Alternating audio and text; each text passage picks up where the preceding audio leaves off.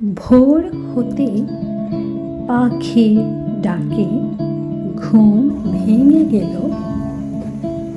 সুন্দর সকাল, আবহাওয়া বেশ চমৎকার। Welcome to Krabi, Thailand. সকালে ঘুম থেকে উঠে ফ্রেশ হয়ে চলে এলাম হোটেলের ডাইনিংয়ে। ব্রেকফাস্ট সেরে ঠিক হলো আজ যাব থাইল্যান্ডের ক্রাবির উত্তর পূর্ব দিকে অবস্থিত টাইগার কেভ টেম্পল দেখতে। ভিউয়ার্স, টাইগার কেভ টেম্পল, যা ওয়াট থাম সুয়া নামেও পরিচিত, থাইল্যান্ডের ক্রাবিতে অবস্থিত। এটি একটি বৌদ্ধ মন্দির যা বাঘের গুহায় প্রবেশ এবং পাহাড়ের চূড়ায় একটি চ্যালেঞ্জিং আরোহণের জন্য বিখ্যাত। এই মন্দিরের ইতিহাস অনুযায়ী 1975 সালে একজন সন্ন্যাসী ধ্যানের সময় গুহার কাছে বাঘ ঘুরতে দেখেছিলেন এবং অন্য এক কিংবদন্তি মতানুসারে একটা বিশাল বাঘ গুহায় বাস করতেন এবং যার দেওয়ালে রয়েছে এর থাবার ছোপ বা ছাপ। তাই এই মন্দির স্থাপনের সময় এর নাম দেওয়া হয়েছিল টাইগার কেভ টেম্পল।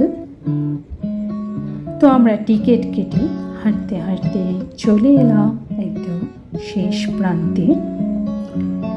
ওখানে রয়েছে 184 মিটার লম্বা সিঁড়ি। সিঁড়ির পাশে রয়েছে একটি সুন্দর বৌদ্ধ মন্দির,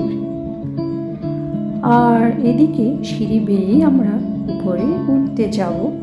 দেখলাম আশেপাশে আছে কিছু বানর। তো ভিউয়ার্স, আমরা চললাম সিঁড়ি বেয়ে উপরে। ওই দিক থেকে আবার কিছু সিঁড়ি দিয়ে নিচে নামতে হবে, তবেই আমরা চলে এলাম গুহার কাছে। গুহার কাছে যেতে দেখলাম বিশাল বুদ্ধ মূর্তি, আরও রয়েছে কিছু ছোট ছোট মূর্তি এবং এক পাশে রাখা আছে সনাতন ধর্মাবলম্বীদের মহাদেবের ছবি। তো বেশ সুন্দর পরিবেশ, চমৎকার ভিউ, ভালো লাগছে। এর মধ্যে হঠাৎ করে আকাশ মেঘলা হয়ে গুড়ি গুড়ি বৃষ্টি শুরু হলো এবং ক্রমান্বয়ে বৃষ্টি বাড়তে থাকলো, আর এইদিকে ইলেকট্রিসিটিও চলে গেল। তো আমরাও ছাতা মাথায় দিয়ে সামনে এগোতে থাকলাম।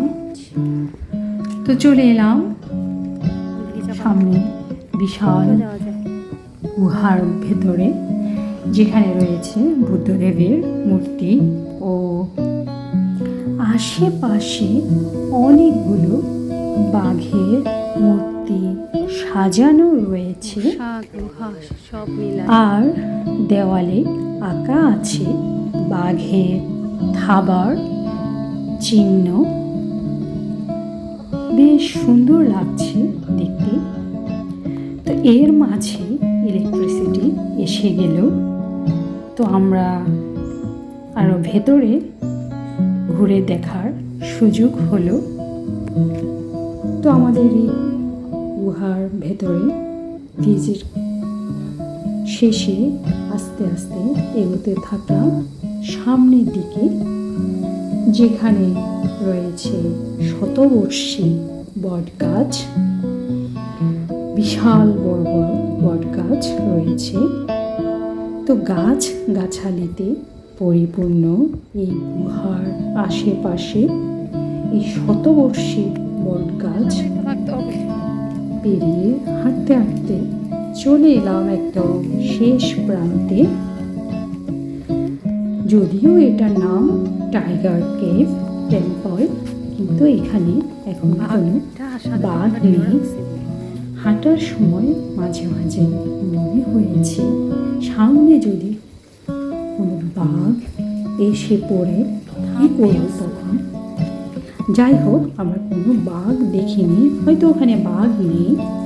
বাঘের নামানুসারে কোনো এক সময় বাঘ এসেছিলেন, তাই এর নামানুসারে এই গুহার নামকরণ করা হয়েছে টাইগার কেভ টেম্পল।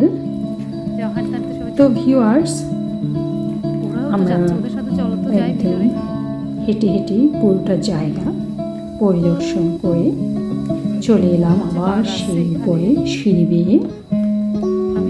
এ যেন এক চমৎকার মনোরম দৃশ্য, বেশ ভালো লাগছিল। বৃষ্টি হলেও যেহেতু আমরা হাঁটছিলাম, বৃষ্টি শেষে আবার চলে এলো রোদ, বেশ রৌদ্র প্রজ্জ্বল পরিবেশ। তো ভিউয়ার্স, এই ভিডিওটা আমি সাজিয়েছি, অর্থাৎ মেইন গেট দিয়ে প্রবেশ করে আমরা চলে এলাম একদম লাস্টে, যেখানে রয়েছে বাঘের গুহা। এই গুহা ভিজিট শেষে আমরা চলে যাব এবং চলে যাব ওই সময় দেখলাম আমরা মেইন টেম্পলে যাইনি, যেটি হলো 1260টি খাড়া সিঁড়ি অতিক্রম করে পৌঁছতে হয়।